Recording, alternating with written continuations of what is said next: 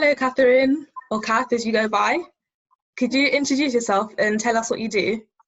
Of course. So my name's Kath Caffrey, and I'm a qualified counsellor and supervisor, clinical supervisor. And I work for the Charlie Waller Memorial Trust, or the Charlie Waller Trust as it is now, as well as having private practice where I see young people, people of all ages actually, but I focus on working with children and young people in my private practice.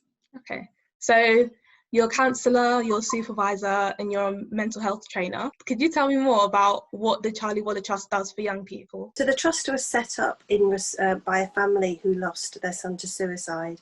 Charlie Waller was a young man in his 20s, outwardly very successful, very gregarious, very sociable, and no one really had any idea that he was suffering with mental ill health.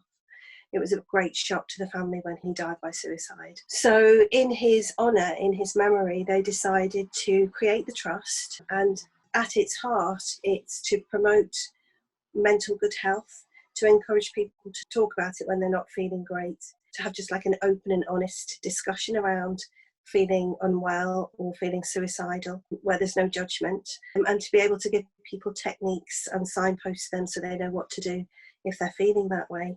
So there's a lot of students right now transitioning from sixth form to university, and they're experiencing a drastic change in the amount of assignments that are required from them, and this could lead to them being stressed. So how can they reduce stress during this change in workload? Organisation, so knowing when your assignments are due and trying not to leave everything to the last minute. But some people work better with a deadline. Some people like the all-nighters. If you are one of those people, you have to really look after your self-care because you can burn out really easily. And if you're pulling an all-nighter, it's about looking after your basic well-being, so making sure that you're eating okay and you're staying hydrated. For whatever style of worker you are, taking breaks. I used to be a counsellor at a university counselling service, and the amount of students who think they need to work from 8 in the morning till 10 at night without a break horrified me, because you're not going to do your best work. You need to have a break for your brain to catch up and process. So taking breaks is really important. Doing fun things, although it seems counterintuitive to actually go and meet a friend for coffee or to stop and cook something healthy, it's not, because your brain gets a rest and you can go back and do better work. So self-care is the big key.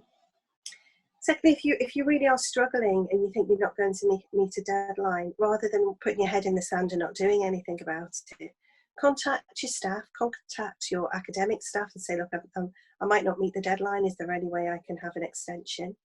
Most schools and faculties have like a learning support team that can help you manage deadlines and help you manage extensions without getting penalties.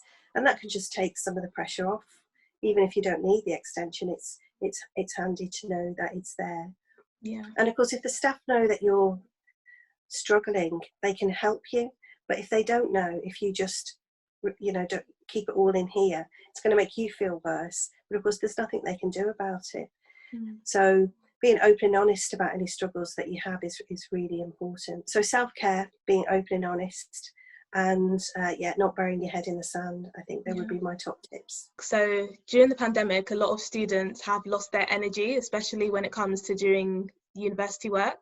And it's like we know it's important for our degree, but it's like we can't physically bring ourselves to do it because of how low our energy is. And even though our energy is low, it still makes us anxious as well for the upcoming deadlines. So it's just a mixture of low energy and anxiety. Are there any techniques that students can use to help with their low energy and anxiety while at university? It's really difficult, isn't it? Especially with the amount of lockdowns that we've had. I know seeing the students in Manchester who are, basically being imprisoned, and they're not the only ones up in Scotland too. It's horrendous, because all the things that you would normally do to give you a lift, the going to the gym, the meeting up with friends, that being social, that it's all not there. Yeah. So firstly, I think it's important to recognise that actually, okay, I'm feeling rubbish, but it's understandable because I've got layer on layer of difficulties that no other student here has had to deal with, really. Trying to work around the situation in as best you can, but to still maintain those key things.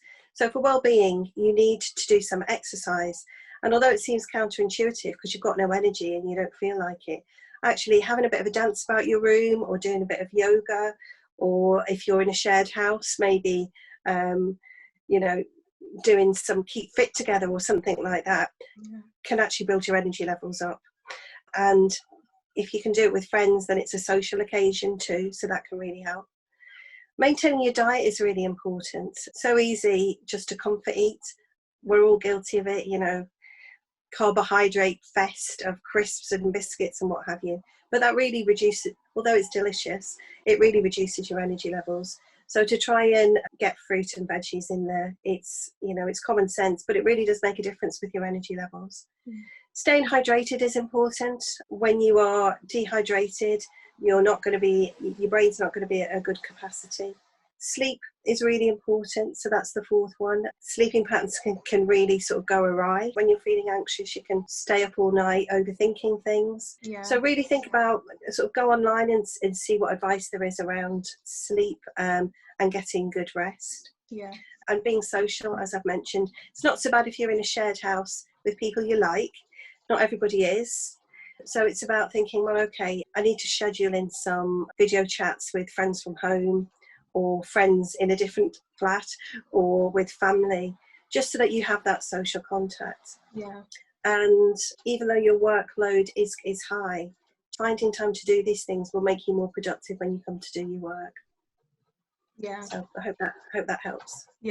I like the idea of doing like exercising with friends and your housemates, because that's also a way that students can sort of not feel lonely. Yeah, definitely, because loneliness is a terrible thing. It's been really awful this year, especially when you're new to the, you know, if you're in first year and you haven't really had the chance to make those contacts and friends. Although somebody I know who works at Edge Hill says that actually being enforced to stay in a flat with people has meant that people have bonded better in houses, which is great if you get on with people.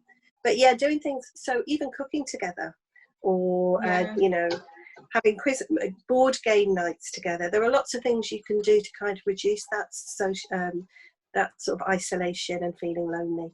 And it is hard, and sometimes you just have to take a breath and say, does anyone fancy doing this?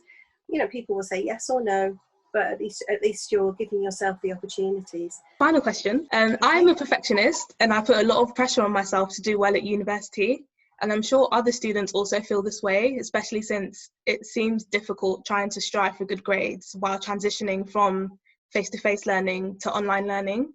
So how can students deal with the feeling of not achieving the goals that they set themselves? This comes up time and again, perfectionism. And it's about setting yourself realistic targets. What do I need to pass? What would I be happy with? And what's my ideal?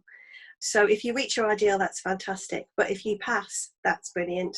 And if you get better than that, that's a bonus. So it's about really looking at, you know, most first marks is 80%, isn't it? If you get 80%, that's a first. Okay, that's your ultimate target. A lot of times, especially in first year, passing is all that you need to do. So that's usually about 40-45%. Nobody wants to get just that, but it's a pass and it will get you through to the next year. And then think about, well, where in the middle of that would I be okay with? You know, with a good 2-1, sort of 60+%. Not striving for the 80-90% where you are setting yourself up to fail, and then when you don't get it, there's that sort of heart-wrenching moment where you feel disappointed and your critical voice kicks in and tells you that, you know, you haven't worked hard enough and that you've failed. You haven't failed at all. As long as you've passed, you know, you've got a pass grade, you've not failed at all. So firstly, it's about realistic goal setting. Secondly, it's really about self-compassion. If you are disappointed in the score that you get, instead of giving yourself that kind of conversation, you know, you didn't work hard, you failed there, to actually try and speak to yourself as if you speak to a friend who's got a similar mark. But you wouldn't tell them that, would you? You would never speak to anyone the way that you speak to yourself. So for a friend, you might say, well, okay, you messed up a bit on those questions, but now you know what you need to revise for the next part, but it's still okay, you've passed the module. It's a much kinder approach. So really noticing the criticism you give yourself and just go, whoa, stop. How would I respond to a friend who's in the same position?